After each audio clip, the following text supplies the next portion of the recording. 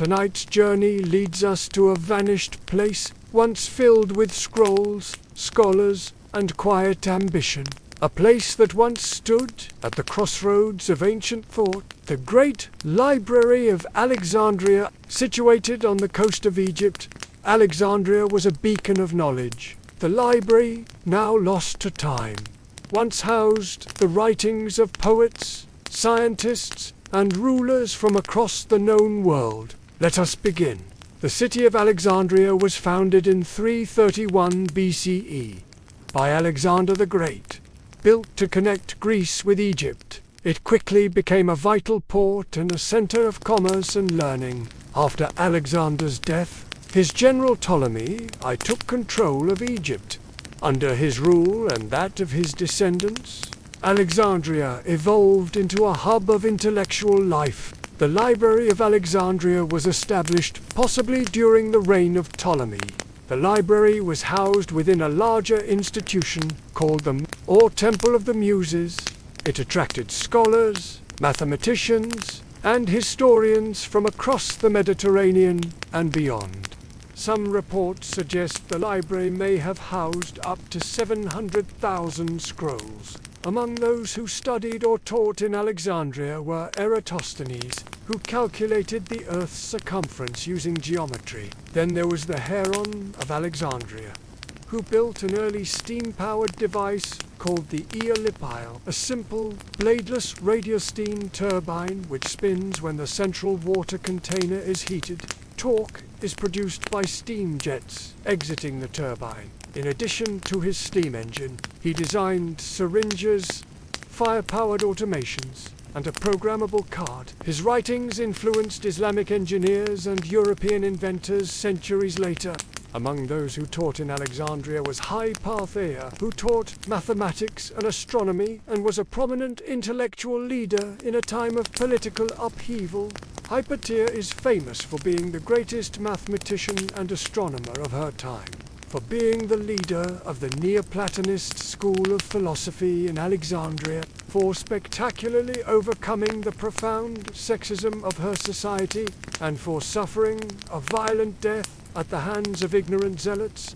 For those of you who don't know, zealots are people who take their beliefs so seriously that they may act aggressively or destructively because of them. Hypatia, trained in Platonic and Neoplatonic philosophy, was respected across the Mediterranean. Her murder in 415 CE marked a turning point in Alexandria's intellectual decline.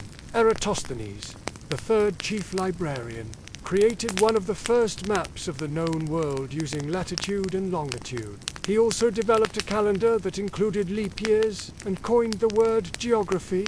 The fall of the library is unclear. There was no single fire that destroyed it.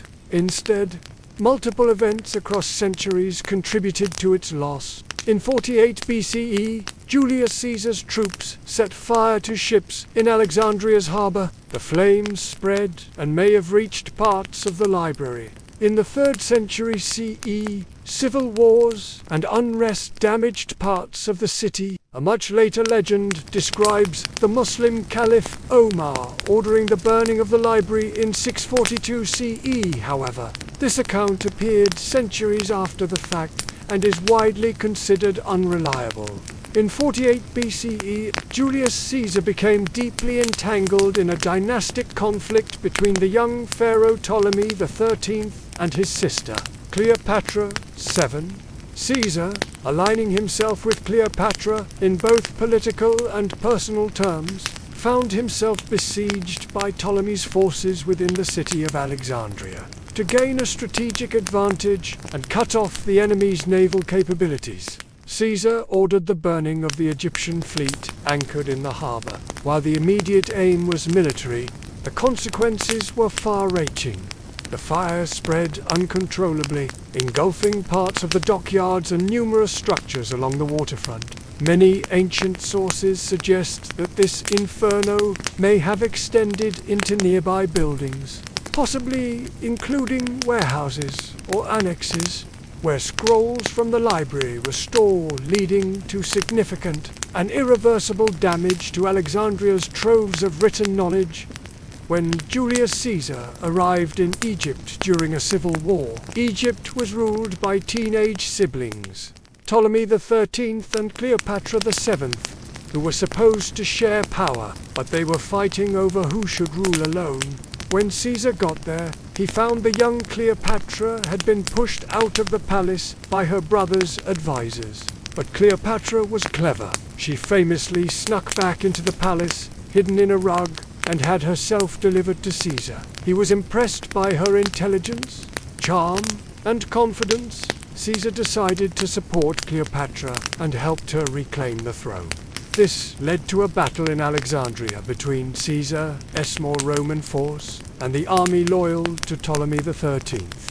During the fighting, Caesar ordered the burning of ships in the harbor to block his enemies, but the fire spread to nearby buildings and may have damaged parts of the Library of Alexandria or other storage areas full of ancient scrolls. Eventually, Caesar and Cleopatra won the battle.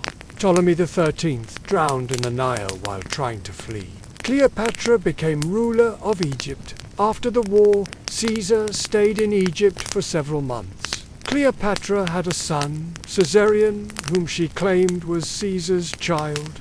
He never officially recognized Caesarion in Rome, but Cleopatra treated him as the heir to both Egypt and, potentially, Rome. In the 3rd century CE, Emperor Aurelian's campaign to retake the city likely destroyed parts of the Bruchion, the royal quarter that housed the main library. By the time the Muslim general Amr ibn al-As entered Alexandria in 642 CE, most of the collection had already vanished.